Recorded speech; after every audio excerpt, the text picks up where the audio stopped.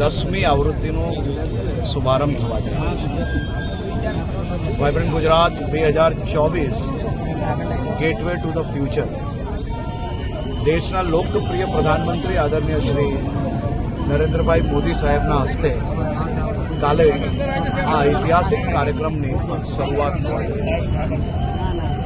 આજે દેશના લોકપ્રિય પ્રધાનમંત્રી આદરણીય શ્રી નરેન્દ્રભાઈ મોદીજી અને યુએઈના પ્રેસિડેન્ટ શેખ મોહમ્મદ બિન ઝાયદ સ્વાગત માટે અમદાવાદ શહેરના, ગાંધીનગર નગરના, જિલ્લાના, અમદાવાદ જિલ્લાના ખૂબ મોટી સંખ્યામાં ગુજરાતી નાગરિકો, દેશના લોકપ્રિય નેતા અને દેશના મિત્ર આવા દેવ મહેમાનોના સ્વાગત માટે ઐતિહાસિક તૈયારીઓ નાગરિકો દ્વારા કરવામાં આવી. નાગરિકોમાં એક અલગ જ પ્રકારનો ઉત્સાહ આપણે પ્રધાનમંત્રીશ્રીની દરેક વિઝિટમાં આપણે લોકોએ જોયો છે.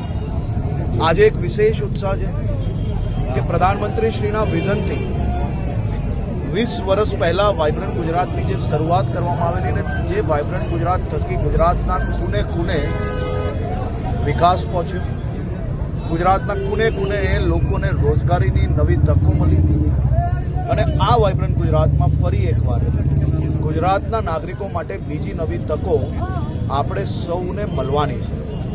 આ એક અતિ મહત્વનો આપણો કાર્યક્રમ છે અને આ કાર્યક્રમ થકી ગુજરાતના કરોડો નાગરિકોને એમના ભવિષ્ય ઉજ્જવળ થાય તે દિશામાં વાઇબ્રન્ટ ગુજરાત આગળ વધી રહ્યું છે.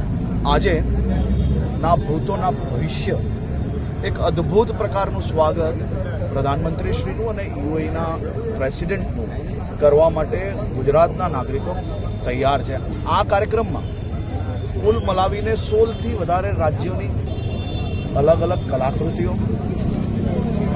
ગુજરાત, આસામ, રાજસ્થાન, એ જ રીતે કેરલાથી લઈને અનેક રાજ્યોની અલગ અલગ કલાકૃતિ અહીંયા રજૂ કરવામાં આવી છે. એક ભારતના સંદેશા જોડેનું આ સ્વાગત એ અદ્ભુત સ્વાગત હશે અને આ સ્વાગત માટે લોકો આપ જોઈ શકો છો કે હજી આપણા મહેમાન યુએઈથી નીકળ્યા નથી.